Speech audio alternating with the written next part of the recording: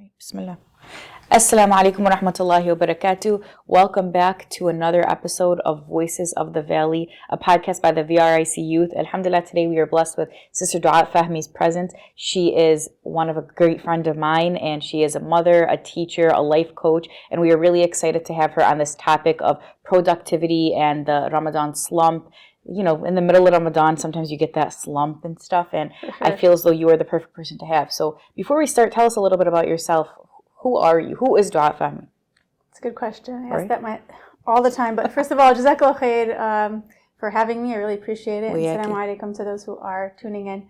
My name is Duaa Fahmy, and I am a life coach. I actually have started coaching my students in the very beginning, and then I realized my niche was really more like college-based and higher, more business and leadership-oriented women, and I take a lot of pride and fun in that.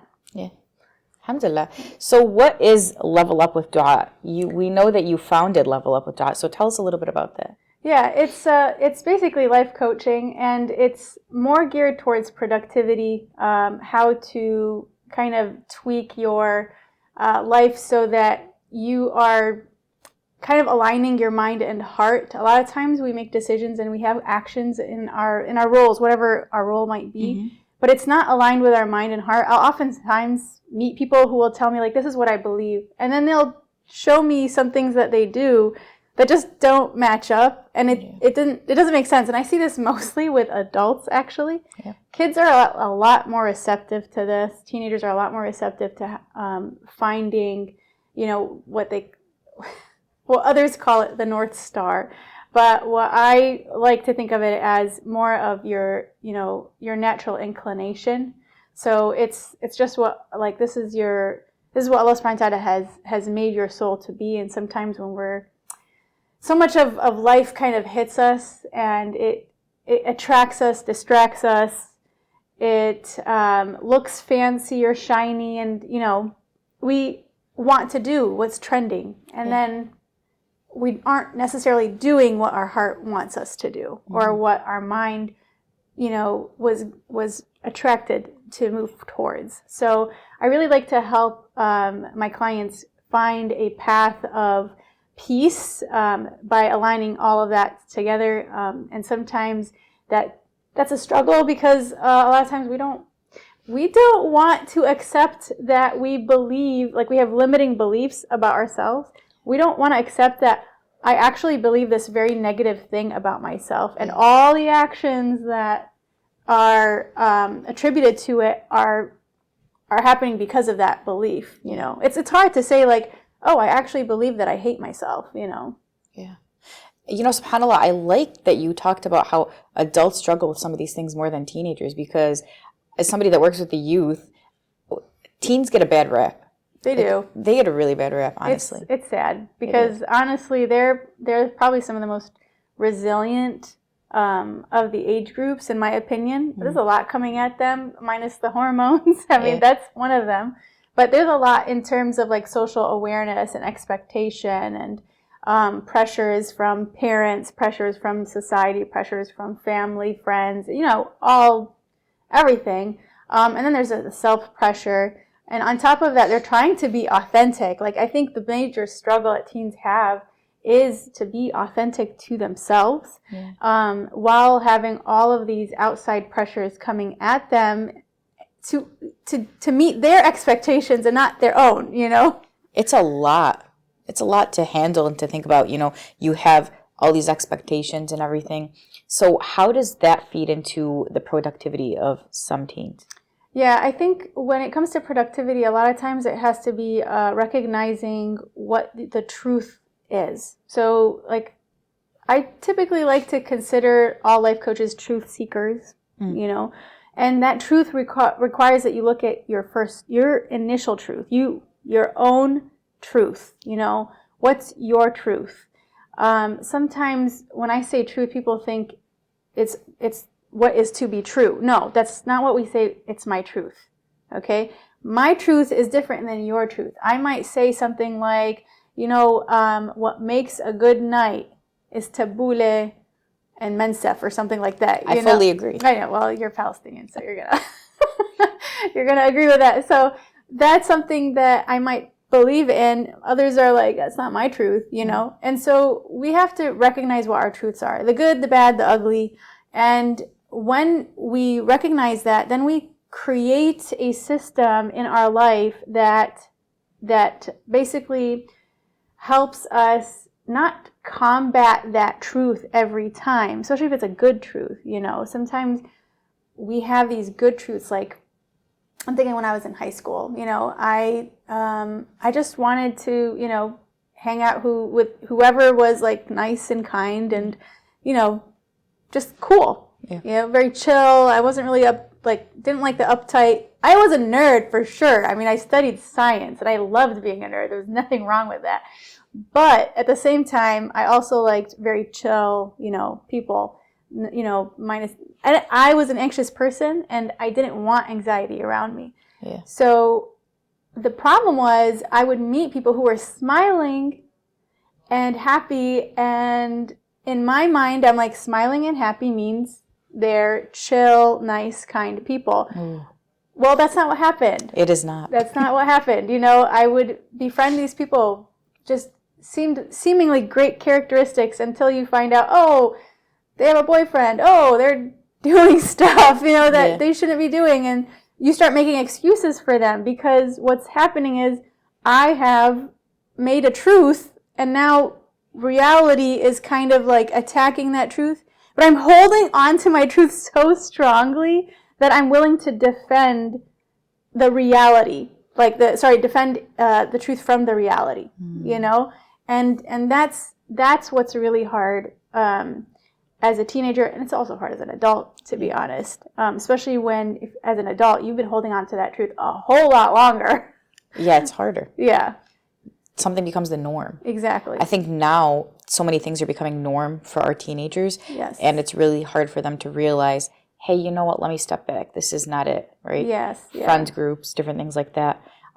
In terms of that guilt and that self-hate that some teenagers feel now, what advice would you give to them? That's a loaded question. I know it doesn't sound like it's loaded. Oh no, it's for sure loaded. Okay. The problem is the answer is going to be different for everyone. Yeah. I think that everybody has a different reason as to why they feel that about themselves. Yeah. And, you know, I would not be lying if I said that I had felt the same way when I was a teenager. I feel like it's just a thing. You hate yourself as a middle schooler, that's for sure. Yeah. High school, you're like, okay, I'm going to try to bear with it. I still hate myself. I'm going to bear with it, you know? Yeah. But at the same time, I would say from high school all the way till your 30s, you're like just trying to figure out who you are. And I guess what I have to say to anyone who has these negative feelings, you're not alone. All of us, and even adults, like those who masquerade as confident, you know, like, and even those who are confident, let me be honest, even those who are confident, we all go through a moment where we're like, I'm not good enough, you know. Sure. And I think that knowing that, first of all, like, okay, I'm not alone. A lot of people go through this, you know, is probably the first step I would take is recognizing I'm not alone in this. Everyone, even those who are out there who say like, no, I'm always like, I don't need anyone, and you know, I got the Riz, I got this, I got whatever, and it's like, that's not true. Yeah. It's not true. It's just, it's not possible for you to carry on with that amount of confidence all the time without feeling like you're falling short somehow, you know? And so I would say start with recognizing that first. Secondly, we do in life coaching affirmations. And we also, before we do affirmations, we actually try to recognize what our limiting beliefs are. I think I mentioned that before, right? And our limiting beliefs are those things that stop us from doing good things or big things or things we want to do, you know? So say that, I was speaking at another event for Ramadan prep, and one of the women said, you know, I have a hard time doing qiyam. And I said, is it, you know, I wanted to make sure, I was like, is it a medical thing or what is it? She's like, I'm just tired. Yeah. I said, okay, like, your limiting belief is I can't do qiyam because I'm tired. Like that's the limiting belief. But like, who's to say, like, qiyam is not fard.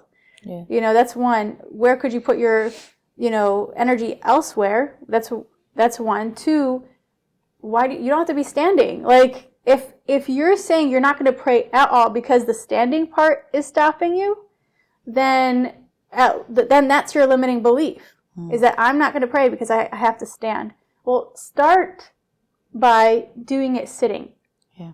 And so we do affirmations by like going against the limiting belief. So the limiting belief is I can't pray qiyam because I'm too tired, I can't stand, or whatever.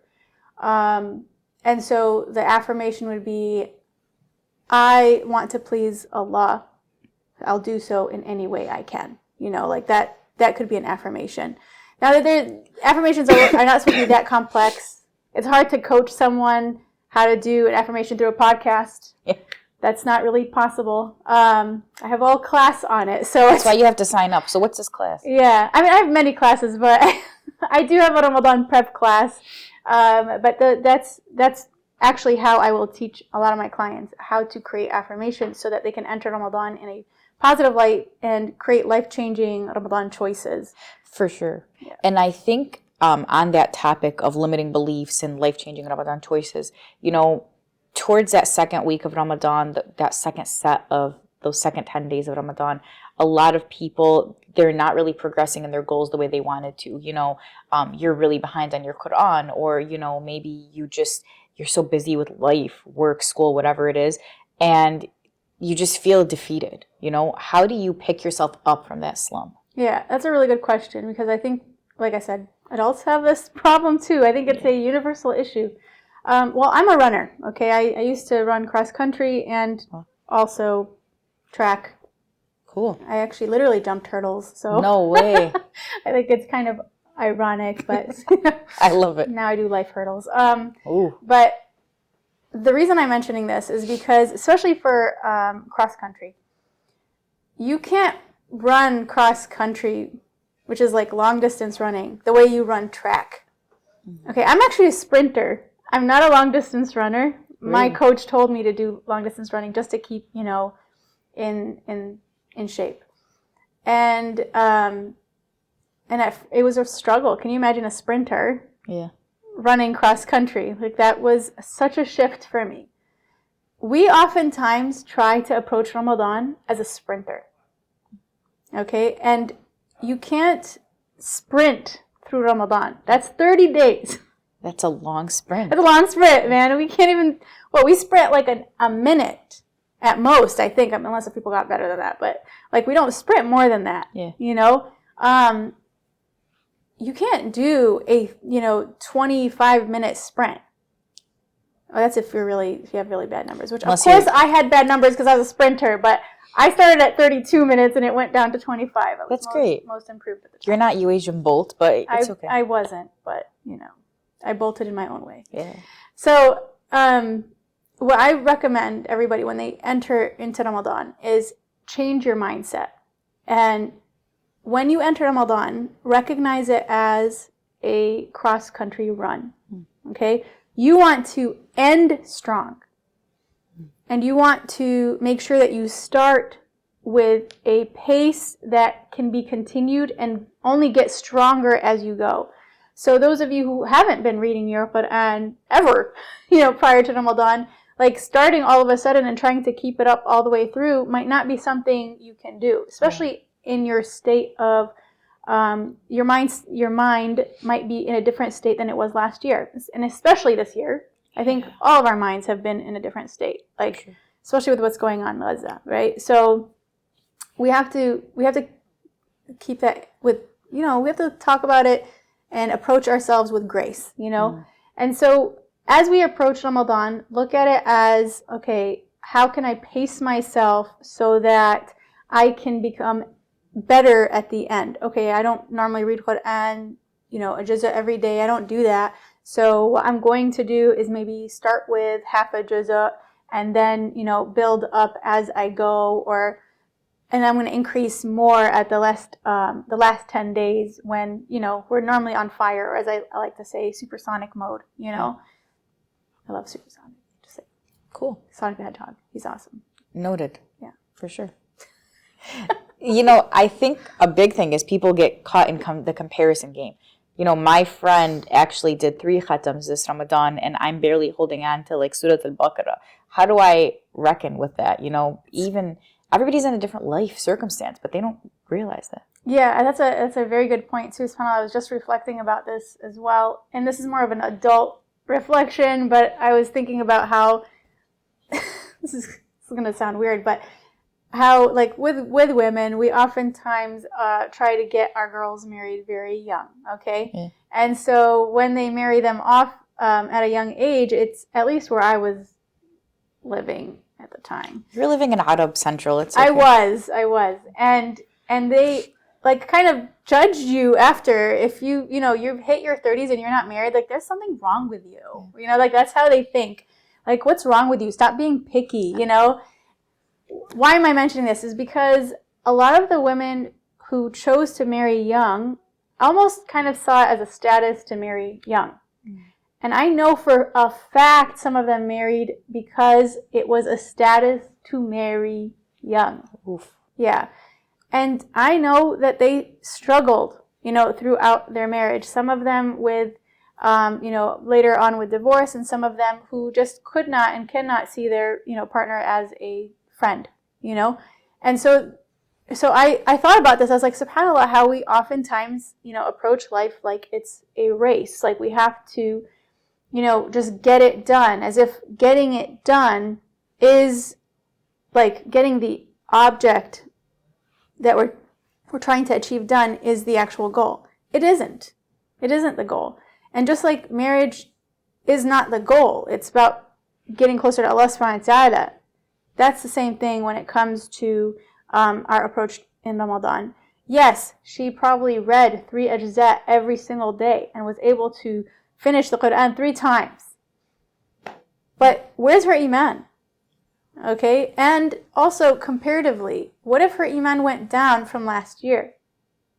And so you have to kind of think about it as you cannot, first of all, run a race with other people. When you look at a marathon, people don't run to win the marathon, okay? They're comparing what their time was from the last time they ran it. They're comparing it to themselves of who they are last year. And this is why I teach the course of Ramadan Mindset. It's all about racing with yourself, seeing with who you are last year, and then actually more importantly, seeing who you are right now before Ramadan versus after Ramadan. Because, for example, for me, I'm a new mom.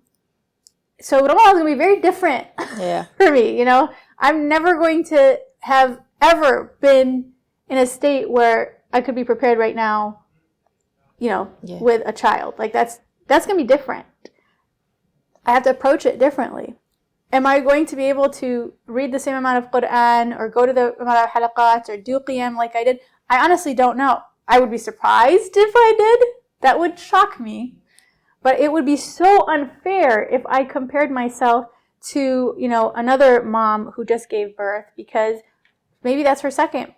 Or maybe she's been prepped with other moms who know how to do this and she has that support group and maybe I don't, and it'd be so unfair to compare me to someone else. It's like you're putting yourself in a very tight spot, like ready to fail, when you're putting a standard of someone else on to you. Yeah.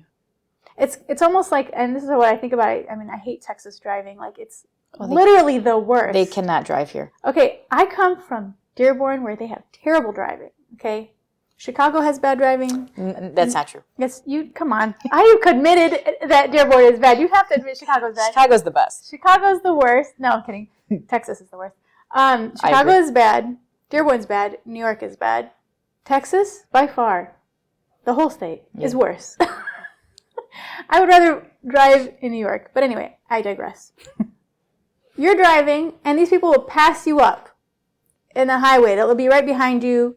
What I hate most, of course, in Texas is they'll pass you and then go in front of you and then slow down. Yeah. And oftentimes they're racing. I'm like, what's the rush? You're literally racing to another red light, And the idea is sometimes people get upset when somebody passes them and they want to pass as well. And my whole thing is like, our destinations are not even the same. Our purposes are not the same. Some of us might be like, okay, my wife is, in labor, we have to rush to the hospital. Others of us are like, ooh, I want to get some boba, It's not the same. It's never going to be the same. So our reason our destination is different. Our purpose is different. We should not be comparing that car, and how fast it's going or how fast it passed us to like how fast we're going or how we're driving, Similarly, in our life, we should not be living our life on the standard of other people or why they, chose to go through Ramadan the way that they've gone through it. It just doesn't make any sense. It's like trying to put yourself in someone else's car, and then you'll get disappointed because you're like, that's not where I want to go. Yeah.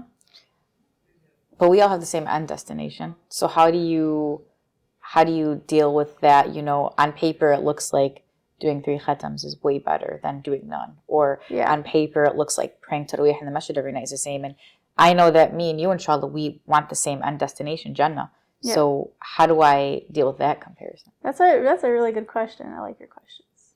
Thanks. MashaAllah. And that's true. Our end destination is the same, but even though we have a straight path, there are multiple paths to that end destination, And similarly, like I think that we have to understand something about ourselves is that Allah subhanahu wa ta'ala gave us a gift in ibadah that we are particularly good at or has come easy to us. Yeah. It might be da'wah, it might be helping the youth, it might be Quran, it might be prayer, it might be fasting, whatever it might be, that's your strength. And, there are multiple gates to Jannah. And, there's, oh my gosh, if I misspeak, please delete this. But I believe there, Abu Bakr has gotten a gate that has gotten an opening to each gate. Okay, radiallahu anhu. Yeah. So because of how he perfected each section. We're not Abu Bakr. Yeah. Okay, even Umar was trying to race with him and said, I can't do this, right? And so we have to understand that we can hone in on a particular gift that we were given and really just target entering Jannah in that way. And I always use this analogy just because I think I was even shocked by it, but I was in a good way. I was shocked in a good way. I used to work in an inner city school in Detroit, and the administrators wanted our students to increase their GPA, okay? And the reason I said inner city is because these are kids typically coming from homes that cannot get the support that they need. So even though they come home, they want to do their work, a lot of times their parents are either working or elsewhere, and they don't have that support. And so oftentimes these students are kind of left okay, I feel like I'm doing work by myself. Now, fast forward, what I had to do was we had to compete with other classrooms to increase our GPA collectively as a class, okay? And so I crunched numbers because I'm a nerd. I'm a proud nerd. It's okay. Anyways. I'll never crunch a number if you pay me, but that's just... I'm just kidding. I crunched the numbers and I realized that if my students focused on what they're good at and increased their grades in that, it would increase their GPA a lot better than them trying to increase their failing grades. Oh. Okay, yeah. And so what we did collectively, my students were they wouldn't buy into it in the beginning. They're like, Ms. Fahmy, I'm failing this class. I should be working in this class. I said, forget that class. You don't even like that class. And sometimes it'd be my class. You don't even like biology. You took one for the team. I did. I was trying to really boost the morale there. And so I said, you like to do Spanish, you like math, let's increase those numbers. You have a B in that class, you have an A, let's make it an A+, let's make it A instead of a B, And so we worked on it, and as, the numbers proved, they were able to increase their GPA, their personal GPA, a lot better than if they were trying to work on, the failing grades. Oh, and this is the thing too, is not that they were just working on failing grades. They're working on failing grades for classes they hate. Yeah. And what ended up happening is subhanAllah, because motivation is actually very contagious. So when they started seeing their grades going up in the classes they enjoy, then they started putting work into the classes they didn't enjoy. And so this is kind of how I suggest people approach Ramadan, is work on the da'wah or the fasting or the Quran or whatever your form of, ibadah that you love. Increase in that. Be creative in that. Try to see how you can do that better. And work on that, because there are multiple paths to Jannah. And that's not to say that there's, digressing from what the Sunnah is. That's not what I'm trying to say. But there are multiple gates to Jannah that we can enter through. And so it doesn't have to be through that cookie cutter or on paper look of what it is to approach Jannah. Yeah, for sure. I think making sure that you maintain your fard. So what would you say to somebody that really struggled with keeping their 5 daily salahs throughout the year, and they, to be honest with you, their Quran is basically on their bookshelf collecting dust, and Ramadan, they come into Ramadan and they're just like, I'm not good enough. I haven't prayed for the last 9 months. I can't remember the last time I prayed. I honestly can't remember the last time I even read Surah Al-Fatiha. So who am I to sit here and set goals? Yeah, and I think that this is how we should always approach Ramadan, is not to look at it as a state of perfectionism, rather a stepping stone to a resolution in your life. So I am now starting, and again, I do teach this in the class, but trying to help as much as possible with little snippets here, is recognizing, okay, I don't pray, I don't even read Surah Al-Fatiha, I might even mess it up. I'm going to enter Ramadan, now I have to do this all in supersonic mode. I'm not going to be able to maintain it. I'm going to fail. By the last 10 days, I'm just not going to be able to contain it. So the idea is okay, I don't do this now. What can I start to do that I will be able to continue even after Ramadan, and I'll be proud of myself to do so. Yeah. Okay? And so I know a lot of people might not appreciate it, because some people are like, no, you should be doing the most. Yeah. And that's not true. Ramadan is a resolution time. It is a time for you to approach your life in a way that you're going to change indefinitely. So don't make a resolution that's impossible, like, the New Year's resolution where people are like, I'm going to lose all this weight, or I'm going to do that. That's great. No, you need to do something that, it actually empowers you, excites you, and it's something that's possible and realistic for you to continue doing on. So what that might look like is you praying one prayer. Throughout Ramadan, you just prayed that one prayer, and you continue it after Ramadan, you have succeeded with what Shaitan is trying to make you, fail in, which is overwhelm yourself in Ramadan and never go back to it afterwards. Yeah, burnout is real. Yeah. Whether it's work, whether it's school, whether it's the Ramadan version of yourself, you can burn yourself out. For sure. So how, give us some exclusives from your class. I feel like I already have. We want more. So when it comes to productivity, what are your tips to, if you had to give 2 to 3 tips on basically how do you set yourself up to be productive in Ramadan and also maintain that? Because, you talked a lot about being a marathon, not a sprint. How do you make sure that they're not just focused on these 30 days? What are those tips? Tips? This is like a 16-hour course. 6. So I've already condensed it to 4 hours, and that's going to be a really fast course. So trying to think about top tips about how to be most productive. Aside from what I've already said, you're saying. Yeah. Yeah. Gosh. From the life coach herself. I know, but see, now you're making me go through all my slides. Level up with Duaa, you guys. We will get you some people to sign up. Inshallah. Okay, so I guess the top number one thing I would do as someone approaching Ramadan is this. I think people sleep on this. Okay. Clarity. Ooh. Okay, so having a space of move all of the junk out of your head. That's so important. Okay, so just everything that's on your mind and everything that you want to do in Ramadan, take it all out of your head, okay? And find that when I say clarity, I'm referring to that mind-body connection, but I'm also referring to removing the clutter out of the garage to find the bike that you want. You know, you have too much clutter in your garage. Yeah. So that's the number one thing I would actually say going into Ramadan. Okay, don't focus on the clutter. Number two, I would say that envisioning, just vision planning in general is great. This is where du'a, if you've ever taken Sheikh Muhammad Sharif's vision courses, Allah yarhamu, if you haven't, I think the classes are almost closing soon. Yeah. He still has it going with his team.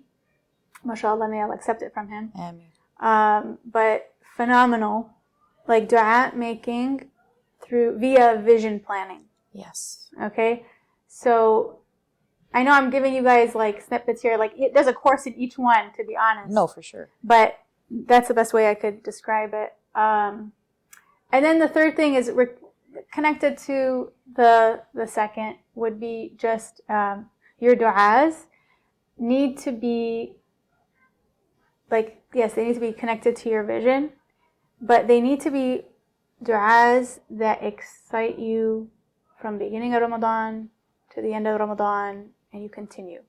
I was teaching this, it wasn't even a course. I want to say it was like an introductory to the course. And I told them, I said that you have to enter Ramadan like, sorry. No, you're good. Completely like lost. I thought I was on fire for a second. You were, mashallah. Somebody forgot to say mashallah. Mommy brain hit. It's okay. But I think in wrapping it all up is basically, making sure that everybody approaches Ramadan as though it's a marathon, not a sprint, and not constantly comparing yourself to other people. So if you had to end this in one soundbite, what would you say? You're putting a lot of pressure on me here. I know. It's so nice to be on this side of the couch. It's so great. One soundbite? Dang. Or two. Thanks. Anytime. Thanks for the grace. Okay. I'm a planner, and a big part of the reason I plan is to avoid stress. Because I'm an anxious person, nobody knows this unless if I tell them. Because I plan well enough to not make myself anxious, I find more fruit in what I gain at the end. So I recommend that approach Ramadan with a plan that excites you. Yes. A plan that you look forward to continuing, even moving past Ramadan. A plan that will, if you envision of who you are going to be in 20 years from now. I don't know if you ever do that. Like 40 years, 20 years, you're like, what kind of Muslim am I going to be? This plan, what's the milestone you're trying to reach to get to that person that you're trying to be? And that's how I recommend you approach Ramadan, is how is it going to be a stepping stone closer to the person you want to be in 40 years? Wow. Jazakallah khairan, Sister Duaa, for joining us today. Alhamdulillah, it was a pleasure to have you, and inshallah, we look forward to you joining us on the podcast in the future. And likewise. If anybody is interested in learning more from Sister Duaa, please check out, what's the website, levelupduaa.com? Levelupwithduaa. Yeah, levelupwithduaa.com. Jazakallah khairan for joining us. Thank you guys for joining us. These are younger kids. They don't care about websites. So I'm on Instagram as well. Yes, she has an Instagram. Level Up with Duaa. I follow you. Jazakumullah khairan for joining Voices of the Valley today. Alhamdulillah, today was a great conversation. And inshallah, we'll see you guys next week. Assalamu alaikum.